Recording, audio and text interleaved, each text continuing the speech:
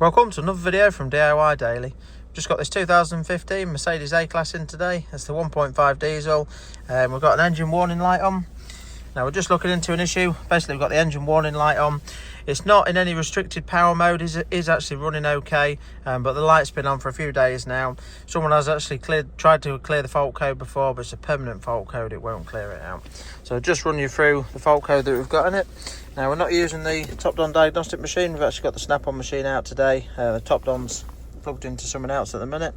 We can just see the fault code that we've got there is P0095 Intake Air temp sensor 2 electrical fault. Now just going to get under the bonnet in a minute and just show you what the fault's relating to. It's actually a faulty sensor. Now if you check the links in the description below, I'll put links to all the parts used and all the tools as well.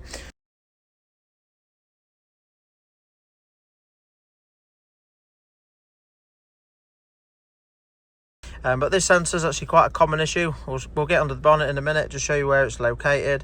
I'll run you through the procedures for testing it. I've actually tested this one to prove it a fault already, but I'm going to overlay some of the wiring diagrams for that. But we'll show you where it's located. We'll crack on, get it replaced, and run you through just clearing the fault after and making sure it's fixed the fault. Right, so I've just come under the bonnet. The only thing I've done is just take the top engine cover off. Really straightforward to get off, it just simply pops on there, that's all. We've got a new Bosch sensor, and I'll put a link to this in the description below and where you can get it from. And we've got a wiring diagram there, and I'll overlay over the top of the video all the individual procedures for testing the wiring. When you are testing it with a multimeter, you do really want to be testing it in situ with your connector on and back probing the sensor there. But just for a generic quick look at the diagram, you can just see 4-pin sensor there. We've got the colours for the individual pins there.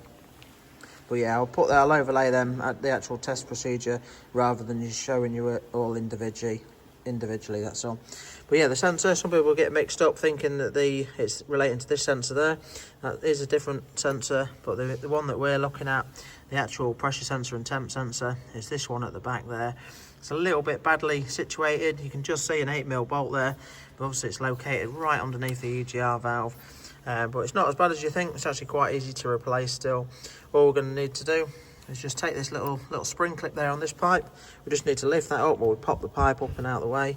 And all we're going to do, just see the reason we need to get this pipe out of the way, we've got a 10mm bolt there for the EGR valve, another one there. We don't even need to disconnect the EGR valve. All we're going to do is take them 2 bolts out. Hopefully it's not too seized, and then we can just simply twist the EGR around a little bit. That should allow us access on the bolt head there. Get the bolt head out and the connector off, and then we should be able to get the sensor out. So yeah, we'll just crack on with that now and get it swapped over.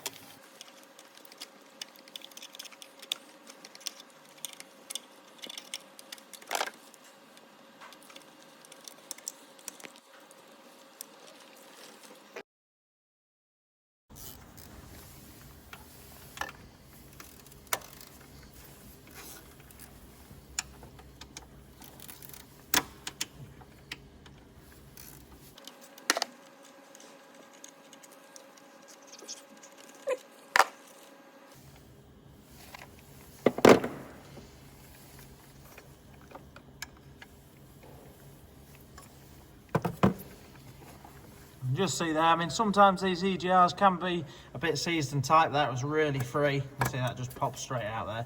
You can twist it around really easily, and that'll allow us access to that little 8mm bolt.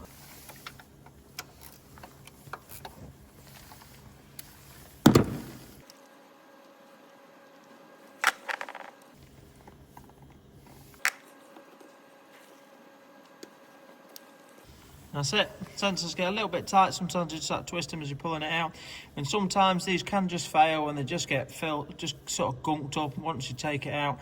If you take it out and it's all gunked up and blocked up, that can cause a problem. But I know that I've individually tested this one and it's actually got a fault with it, so it definitely needs a new sensor fitting.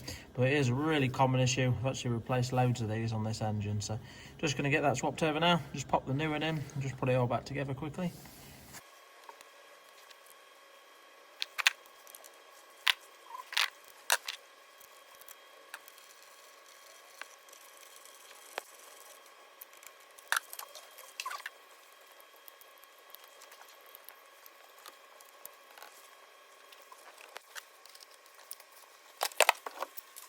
Right, so the sensor's all fitted now, the engine cover's back on.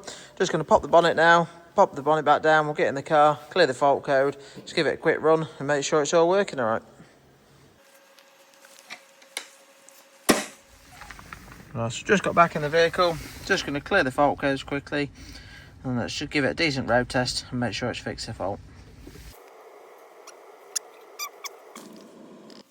Right, so we've just cleared all the fault codes now, and we'll just strike it up and just make sure the engine light's out. Just so we've got no engine light on now. Now sometimes this code can be permanent, sometimes it can be a bit intermittent. I have known the code where it'll clear out and stay out for a day or two sometimes, and then the fault will come back on. But all we're going to do now is just give it a couple of mile road tests, just make sure it's okay, and I'll just update you and just let you know afterwards. Right, so we've just got back, we've just done a couple of miles in it. We ran absolutely spot on, we've got no engine warning light on now. I knew that I tested the sensor, so I knew it was faulty anyway, but just thought I'd put that video together just in case it helped anyone with the same fault code. If it did, give it a quick thumbs up and subscribe to the channel. Thanks for watching, and we'll see you next time.